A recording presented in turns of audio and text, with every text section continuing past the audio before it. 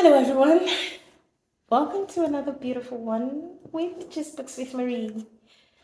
Today, I'm telling you about all the books I read in the month of May. Just three of them. Three wonderful books. Now, I got into this challenge in the month of May called SGS Challenge. It's a spiritual growth scheme ministry thing where you have to read 9 chapters of the New Testament daily. And Lord, was it grueling at first? I know I can sit down for 5 hours straight reading this, but reading 9 chapters of the Bible, oh my goodness, that was an interesting test. So for the first 2 weeks, I really wasn't into reading a lot of novels, so that kind of slowed me down. But I've got 3 winners, so let's talk about them.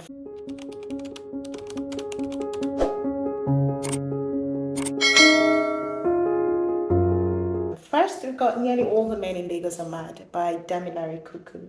Now, this book is flying off shelves still, as it was even a year ago. Damilare gives us this witty look at dating in Lagos, Nigeria. I have already done a review of this book, so you can just check it out on my channel. So I'm not going to say too much about this book, but I can tell you this for a fact. Damilare was but she was so good with picking out the titles. She's got really catchy titles for almost all of the stories. The very first one is Cock Up, and that, I mean, it wasn't funny, but it is very funny what she did with that story about this woman trying to cut off her husband because, I mean, that's what identifies him as a man, right? But he's not really being a man right now in that marriage. But you want to know more about it? Pick up a copy. And then there's The Gigolo of Isaliko, beautiful, touching story, Bed Gang. And then there's this particular one, Ode. Now, in the review, I said it was Oedipus complex. Now, for those of you who may be familiar with Greek mythology, you know the story of Oedipus. And if you don't, maybe you've read The Gods Are Not to Blame by Olarutimi. It's a retelling of that Greek mythology of Oedipus, who killed his father and married his mother, unintentionally though.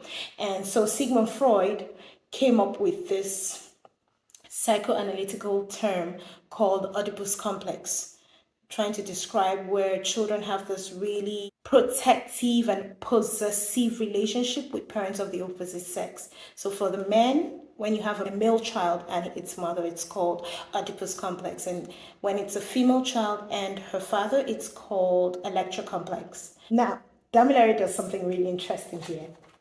I need to bring this close. Look at the inflections she uses there. So it's actually not Oedipus complex, but Ode.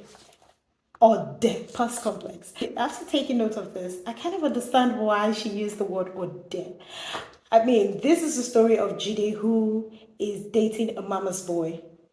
And this boy's mother, even though she's built this great legacy for her son, she's got him tied around her apron strings so tightly that she would decide where he sits on a plane ride, whom he dates, and what the girl should dress like, and all of that. And at this point, Jide's like, you know what? I'm not going to deal with all of this. So go, girl. And that's another thing I like about this book.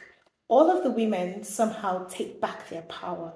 At first, they're trying to be all relaxed and trying to let the male folks like do whatever they want, but at the end of the day, they just will not have it. They will not play the doormat game for this man. And I really like that. When you read A Lover's Vendetta, I think it's one of the best. It describes all of these women when the heroine says, I'm glad I've been able to move past everything that's happened to me. I'm glad I am better than where I was when we were together or when we met.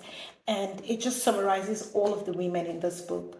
They just rise above their complications and their issues and they keep thriving. And I really like that. So catchy titles, beautiful stories, really beautiful stories, warning explicit content. So yeah, it's just a perfect new adult book. And it's a great read. It's 243 pages long, but being a short story, you can take your time, no pressure, okay? And it's by Masobe, published by Masobe Publishers.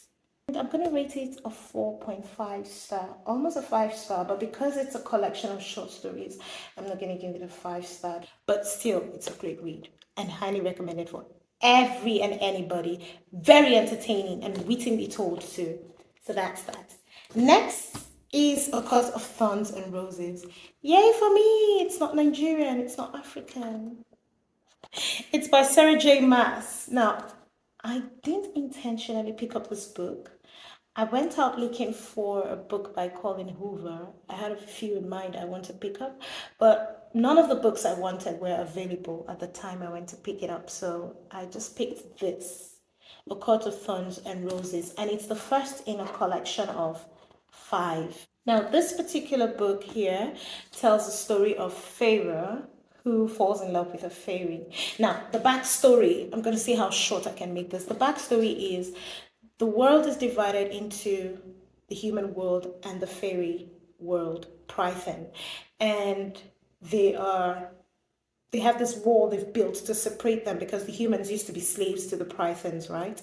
And so Pharaoh, who's got this lust for danger and death, but more because she has this loyalty to be everything for her family, her 2 older sisters and her father, whom she takes care of and provides for, goes hunting and kills a wolf. It so happens the wolf is a fairy. And so she's got 2 choices, death or exile to Prython. And she picks exile to Prython, and there she falls in love with her captor, Tamlin. He doesn't particularly treat her as a captive or a slave or anything of that sort. She can come and go at will, and somehow she falls in love with him. Now, from what I hear, this particular book was inspired by Beauty and the Beast. So it's the typical girl goes to boy's kingdom and girl falls in love with boy and girl has to save boy from a curse. It is not your typical tale of knight in shining armor saving the damsel in distress, but the damsel in rags saving the lord in baldric, leather baldric. So that's that on it. And they're very interesting characters like Tamlin. Well, Tamlin is not particularly interesting, but Lucian, his emissary. Lucian is an ass, but he's a sweet ass. And then there's Rhysand. Rhysand is a dark, yummy character. And well, I'm going to do the review on this book, so watch out for it. There's just so much to tell you about this book. It's a good read, but it starts out really slow, but it's a great read. If you liked Breaking Dawn, not Twilight, but Breaking Dawn, then you just might like this. It's got the right amount of violence, the right amount of romance, the right amount of darkness, all of that mixed in. So it's a good read. Now, this book is published by Bloomsbury Publishing Company, and it is 416 pages long. So have fun. But if you're into bulky books, then good for you. And it gets bulkier with every series that follows. And last on the list, it was What Happened to Janet Uzo by Miracle Emeka Nkwo. This book is a winner. Now, if you're trying to get back into the reading game, maybe you've been going through the reading slump, I would recommend this book for you. And if you're one who really isn't crazy about reading, but you're trying to get yourself started on the reading game, I will recommend this book for you. It is a win. It's not very lengthy, and the print is just good enough. And it's a mystery novel. Who doesn't love a mystery novel, right? I mean, especially for one like me who grew up in Agatha Christie's, we eat this kind of thing for supper.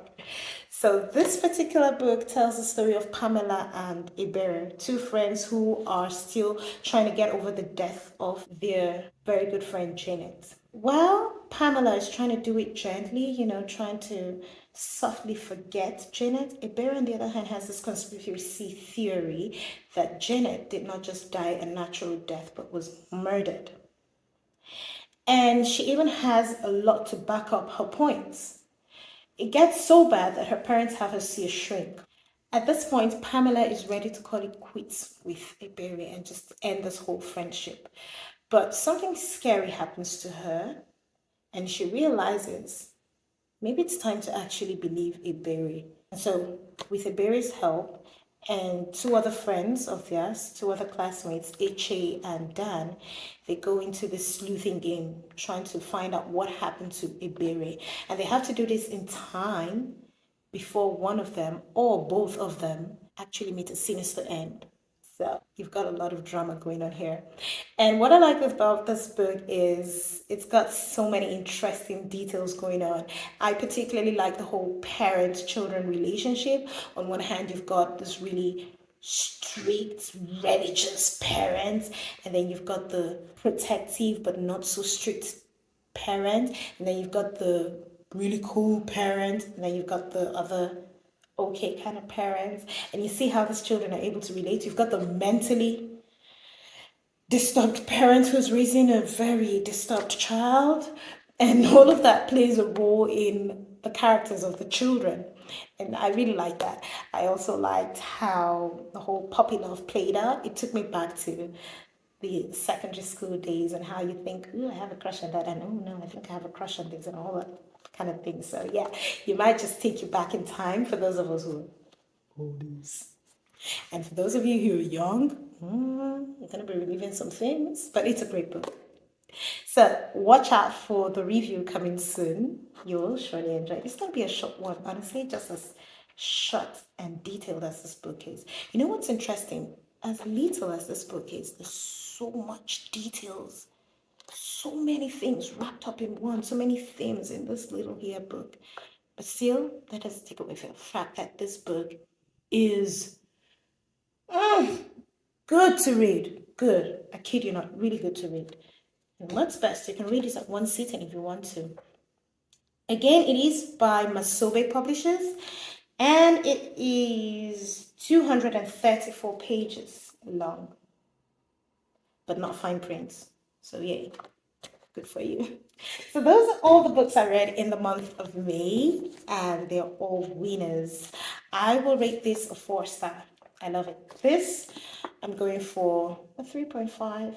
I can bring myself to give it a 3-star because I think it's better than 3, and I can bring myself to give it a 4-star because I have a lot of ickling feelings about it. So 3.5, 4, but are all winners. So thinking of picking up a book, pick up any of this and have fun reading. Don't forget to press that like button. You'll be doing me a world of good, and I really appreciate when you share these videos. I really do. Thank you for sharing them, and thank you for subscribing. And until I come your way again soon, do stay blessed, do stay reading, and do stay winning. Ciao.